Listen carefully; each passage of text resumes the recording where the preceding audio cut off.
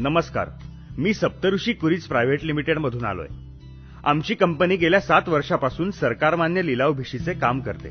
आपणास ठाऊक आहे की लिलाव भिशी जी साधारणतः व्यापारी वर्गामध्ये चालते. लिलाव भिशी हा व्यापारी वर्गासाठी खूप चांगला पर्याय आहे की ज्या माध्यमातून व्यापारी वर्ग भांडवल निर्मिती करू शकतो किंवा एखादा गुंतवणूकदार आपल्या गुंतवणुकीवर चांगला परतावा मिळवू शकतो. आपणास माहिती आहे की मार्केटमध्ये साधारणतः 2 प्रकारचे लोक असतात. एक, ज्या व्यक्तीला पैशांची कर्जाची गरज असते म्हणजेच बॉरोवर.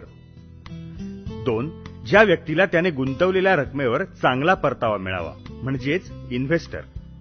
आपल्या या भिशीच्या माध्यमातून दोन्ही प्रकारच्या लोकांच्या गरजा पूर्ण केल्या जाऊ शकतात, जसे बॉरोविंग म्हणजेच लोन किंवा गुंतवणूक म्हणजेच इन्व्हेस्टमेंट. आणि आपली सप्तऋषी कुरीज प्रायव्हेट लिमिटेड हेच काम करते. सरकार मान्य लिलाव भिशी चालवते, ती सुद्धा भिशी कायदा 1982च्या कायद्यान्वये. जसे आपणास ठाऊक आहे की बँकिंग क्षेत्र हे आरबीआयच्या नियंत्रणाखाली काम करते आणि ते सुद्धा बँकिंग रेग्युलेशन कायदा 1949च्या अंतर्गत. तसेच इन्शुरन्स कंपन्या IRDAच्या नियंत्रणाखाली काम करतात, ते सुद्धा इन्शुरन्स कायदा 1999च्या अंतर्गत. तसेच भिशीच्या कंपन्या सुद्धा भिशी कायदा 1982 अंतर्गत असून त्याचे नियंत्रण करणारी सरकारी यंत्रणा म्हणजे सेल्स टॅक्स डिपार्टमेंट. आमच्याकडे 1 लाख, 5 लाख, 10 लाख अशा स्वरूपाच्या भिशी चालतात. यामध्ये काही 25 महिन्याच्या तर काही 40 महिन्याच्या असतात. आता आपण समजून घेऊ की भिशी कशी चालते. उदाहरणार्थ आपण आता 5 लाखाच्या भिशीचे उदाहरण बघूया. आपणाकडे 5 लाखाची 40 महिन्याची भिशी आहे, ज्यामध्ये एकूण 40 सभासद असतात. म्हणजेच ही भिशी 40 महिने चालणार व त्यासाठी प्रत्येकी ₹12,500 दरमहा हप्ता असतो. 40 सभासदांपैकी एक ही कंपनी असून उर्वरित 39 सभासद हे इतर लोक असतात. पहिल्या महिन्यात 40 सभासदांकडून प्रत्येकी ₹12,500 जमा केल्यावर एकूण ₹5 लाख जमा होतात. हे जमा झालेले 5 लाख कंपनी स्वतःचा पहिला हात म्हणून उचल करून घेते. परंतु सदर रक्कम ही अनामत रक्कम म्हणून सेल्स टॅक्स विभागाकडे 40 महिन्यांकरता जमा केली जाते. पुन्हा दुसऱ्या महिन्यात ₹12,500 हे 40 सभासदांकडून जमा करून ₹5 लाख जमा होतात आणि हे 5 लाख घेण्यासाठी लिलाव पद्धत अवलंबली जाते. ज्या व्यक्तीस पैशाची गरज आहे अशा व्यक्ती लिलावास येतात आणि बोली बोलतात. बोलीची पद्धत व मर्यादा कायद्याने ठरवून दिलेली आहे. ती म्हणजे कमीत कमी 5% म्हणजेच ₹25,000 व जास्तीत जास्त 30% म्हणजे ₹1.5 लाख पर्यंत बोली बोलली जाते. 1.5 लाख या रकमेवर एकापेक्षा जास्त सभासद भिशी घेण्यास इच्छुक असतील तर अशा लोकांचं टोकन एकत्र करून लकी ड्रॉच्या पद्धतीने टोकन काढलं जातं व त्या व्यक्तीस ती भिशी मिळते. उर्वरित राहिलेले ₹1.5 लाख हे कंपनीचे कॉस्टिंग 25,000 कापून भिशीच्या सर्व 40 सभासदांना वाटले जातात, जे म्हणजे प्रत्येकी ₹3,125. तिसऱ्या महिन्यात कंपनी सर्व सभासदांकडून नफा वजा करून ₹9,375 हप्ता घेते. साधारणतः ₹3,125 हा नफा 20 ते 22 महिन्यांपर्यंत मिळतो. अशा पद्धतीने साधारणतः ₹55,000 ते ₹60,000 नफा हा पहिल्या 20 महिन्यात प्रत्येक सभासदाला मिळतो. त्यानंतर भिशी ही पूर्ण ₹1.5 लाख पर्यंत न जाता हळूहळू 10,000 ते 20,000 प्रमाणे पुढच्या महिन्यांमध्ये कमी कमी होते. त्यामुळे हा नफा ₹3,125 न मिळता 3,000, 2,800, 2,700 अशा पद्धतीने नफा कमी होतो व हप्ता थोडा म्हणजे 9,375 वरून 9,500, 9,700 असा वाढत जातो. पुढच्या 20 महिन्यात साधारणतः 35,000 ते 40,000 पर्यंत नफा मिळतो. शेवटी 40व्या महिन्यामध्ये हप्ता पूर्ण भरावा लागतो, कारण शेवटी कोणीही पैसे सोडत नाही. साधारणपणे पूर्ण 40 महिन्यांच्या भिशीमध्ये ₹1 लाख पर्यंत नफा मिळतो. समजा ₹5 लाख भिशीमध्ये ₹1 लाख नफा मिळाला तर प्रत्येक भिशीतील सभासद हा भिशीमध्ये ₹4 लाख पर्यंत भरणा करतो. 1. आता आपण बघू भिशी सुरुवातीला उचलली तर कसा फायदा होतो. 2. मध्ये 20 महिन्यानंतरून उचलली तर कसा फायदा होतो. 3. शेवटी 40व्या महिन्यात भिशी उचलली तर कसा फायदा होतो. सुरुवातीला दुसऱ्या महिन्यात भिशी उचलणारा सभासद हा ₹3.5 लाख घेतो आणि भिशीच्या पूर्ण कालावधीमध्ये साधारणतः ₹4 लाख भरतो. म्हणजे तो सभासद साधारण 3 वर्षासाठी ₹50,000 व्याज देतो. व्याजाचा दर काढला तर साधारण त्या व्यक्तीला 4 ते 5% प्रमाणे वर्षाला पैसे वापरायला मिळतात. इतक्या कमी व्याजदरात आज कुठेही पैसे उपलब्ध होऊ शकत नाही. जर आपण इतर कर्ज पर्याय बघितले तर त्यांचा व्याजदर खूप जास्त असतो.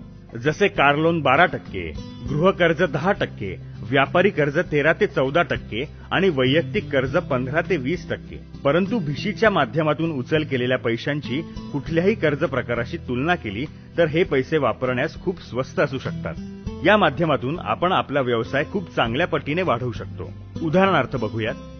एखादा व्यापारी त्याचा व्यापार करण्यासाठी 20% व्याजदराचे भांडवल वापरत असेल आणि त्याच्या व्यापारातील त्याचा फायदा सुद्धा 20% असेल तर त्या व्यापारात त्याला होणारा फायदा सर्व घेतलेल्या भांडवलाच्या व्याजापोटी द्यावा लागेल व त्यास नफा म्हणून काहीच शिल्लक राहणार नाही.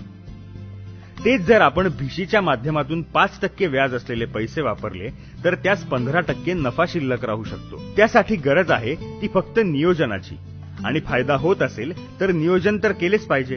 मध्यंतरी आपण 20 महिन्यांच्या पुढे भिशी उचलली तर साधारण आपल्या हातात 4 लाख रुपये येतात व आपण वर बघितल्याप्रमाणे भिशीमध्ये साधारणतः 40 महिन्यांमध्ये 4 लाख रुपये भरतो.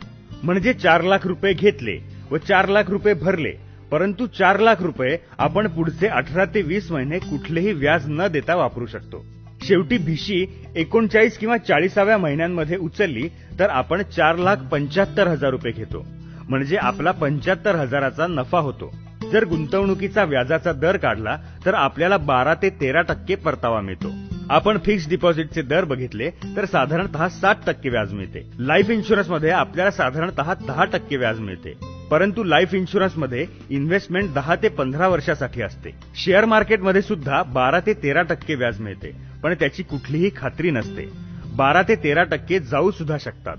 एकंदर वरील सर्व गोष्टींचा नीट विचार केला तर आज कर्जदार म्हणून किंवा गुंतवणूक म्हणून भिशीला मार्केटमध्ये दुसरा पर्याय नाही. तसेच फ्लेक्झिबिलिटीचा विचार केला तर गुंतवणुकीवरून कर्जदार व कर्जदारावरून गुंतवणूकदार असे आपल्या गरजेनुसार सहज शिफ्ट होता येऊ शकते. आता आपण जामीनदारांचा विचार करू. जे भिशीतील सभासद सुरुवातीला भिशी उचलतात म्हणजे 1 ते 20 महिन्यांमध्ये भिशी उचलतात त्यांच्याकडून आपण 3 जामीनदार घेत असतो. जे भिशीतील सभासद 20 ते 30 महिन्यांमध्ये भिशी उचलतात त्यांच्याकडून आपण 2 जामीनदार घेत असतो. जे भिशीतील सभासद 30 महिन्यांनंतर भिशी उचलतात त्यांच्याकडून आपण 1 जामीनदार घेत असतो. जामीनदार म्हणजे कुठलेही आपल्या ओळखीचे व्यावसायिक किंवा नोकरदार व्यक्ती आपल्याला द्यावे लागतात.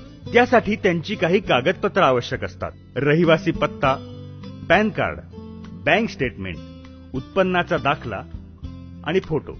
वरील सर्व कागदपत्रांची पूर्तता झाल्यानंतर कंपनीची व्यक्ती व्हेरिफिकेशन करून 20 तारखेला भिशी लागली तर पुढच्या 20 तारखेला कंपनी चेकद्वारे पैसे देते. वरील सर्व गोष्टींचा आपण विचार केला तर नियोजन करून आपण आपल्या सर्व गरजा पूर्ण करून सहज प्रगती करू शकतो आणि ते शक्य आहे. गरज आहे ती फक्त नियोजनाची. प्रत्येक सभासदाचा कॉमन विचारला जाणारा प्रश्न म्हणजे तुमच्या कंपनीची गॅरंटी काय किंवा विश्वासार्हता काय. ह्या प्रश्नाचं प्रत्येकाला आणि प्रत्येक कंपनीला उत्तर द्यावंच लागतं व ते द्यायलाच पाहिजे व तेही समाधानकारकरित्या दिलं पाहिजे. सोयीने नाही, एक भावनिक, इमोशनली. माझी कंपनी खूप वर्षापासून किंवा मागील इतक्या वर्षापासून काम करते आहे. आमची सेवा खूप छान आहे. सर, आपल्या पैशांची आम्ही खूप काळजी घेतो. हे सर्व आपण सोबत आल्यानंतर आपणास आपोआपच कळेल. आमच्यावर विश्वास ठेवा. हे झाले सर्व फ्युचर. 2 व्यावहारिक, प्रॅक्टिकल. सर, मी आपणास सांगू इच्छितो माझा सुद्धा प्रॅक्टिकल व व्यावहारिक गोष्टींवरच जास्त विश्वास आहे. वर सांगितलेल्या गोष्टी ठीक आहेत, पण आम्ही भिशी ही 1982च्या कायद्यान्वये सेल्स टॅक्सच्या नियंत्रणाखाली चालवतो.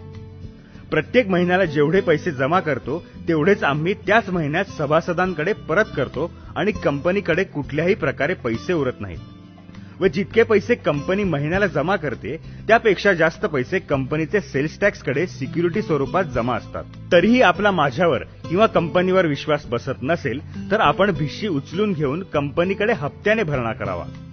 म्हणजे आपल्या मनात कुठल्याही प्रकारे शंका राहणार नाही. हे सर्व मी कंपनी करत असलेल्या प्रॅक्टिकल कामातून सांगत आहे, भावनिक नाही.